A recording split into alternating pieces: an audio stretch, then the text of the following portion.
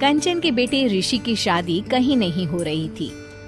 एक तो ऋषि मोटा, ऊपर से कमाई भी कोई खास नहीं। लेकिन कंचन को तो शौक था मॉडर्न बहू लाने का, और उसे एक दिन ऐसी लड़की मिल भी जाती है। हमें तो आपका ऋषि बहुत पसंद है, लेकिन मैं आपको साफ साफ बता देती हूँ, मेरी बेटी के शौक थोड़े से अलग है बहन जी। अरे बहन, हमें सब पसंद है। आपकी प्रियंका जैसी लड़की की तलाश मुझे कब से थी।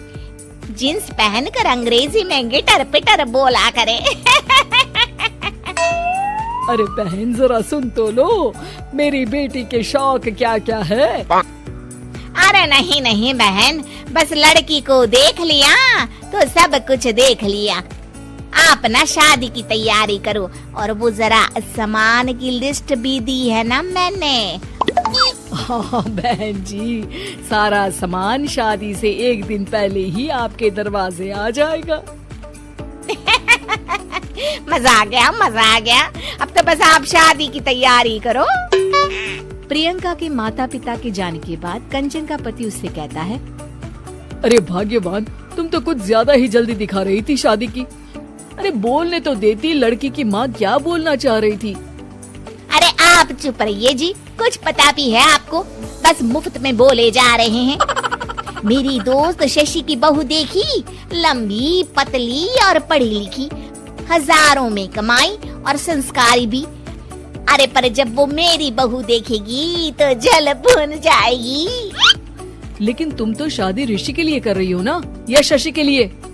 तुम्हारा लड़का कुछ कमाता भी नहीं है, और शरीर भी भगवान की दुआ से फूलता ही जा रहा है। फिर बोले आप हैं? फिर बोले आप?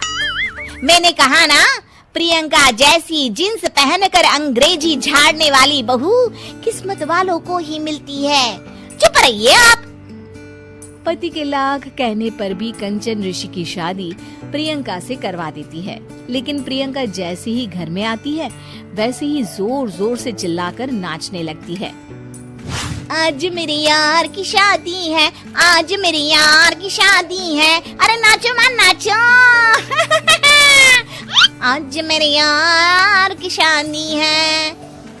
कंचन, उसका पति और ऋषि ये देखकर हैरान रह जाते हैं। लग रहा है बहू को शादी की बड़ी खुशी है। हाँ हाँ, बहू क्यों नहीं, हम भी नाचेंगे। अरे नाचो नाचो जी, मुंह क्या देख रहे हो, चलो चलो नाचो, बहू कह रही है। कंचन ये कहकर प्रियंका के साथ नाचने लगती है। ऋषि और उसके पिता वहाँ से चले जाते हैं। अगले दिन कंचन अपनी सहेलियों को प्रियंका से मिलवाने के लिए घर बुलाती है, जहाँ शशि भी आती है। अरे शशि, कैसी हो? मैं ना तुम्हें प्रियंका से मिलवाती हूँ। अरे सच में बहुत ही एडवांस सोच की लड़की है, कितने मॉडर्न ख्यालात है उसके, पता है तुम्हें? अरे हाँ कंचन, जरूर, बच्चों की शादी अच्छी ही होनी चाहिए। और वैसे भी तुझे तो शुरू से ही ऊंचे ख्याल की बहू चाहिए थी। तभी कंचन की सहेली कहती है, अरे कंचन बुलाओ ना प्रियंका को, हम भी मिल ले। अरे बहू प्रियंका, जरा बाहर तो आना। कई बार आवाज देने के बाद भी प्रियंका बाहर नहीं आती है, तो कंचन को बुरा लग जाता है।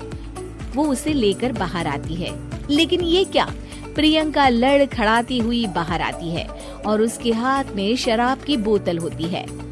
हालांकि शराब पीना स्वास्थ्य के लिए हानिकारक होता है और ये हमारी किडनी के लिए बहुत ही खतरनाक है, लेकिन कंचन की बहू प्रियंका पूरे नशे में होती है। अरे इतने सारे लोग। ये कहकर वो शशि के पास जाती है। आंटी जी, पत्ते खेलेंगी, पत्ते। अरे दूर हो, दूर हो, तुम्हारे मुंह से तो शराब की बदबू आ रही है। अरे कंचन, माना तुम्हें मॉडर्न बहू चाहिए, लेकिन आधुनिकता का मतलब ये तो नहीं ना।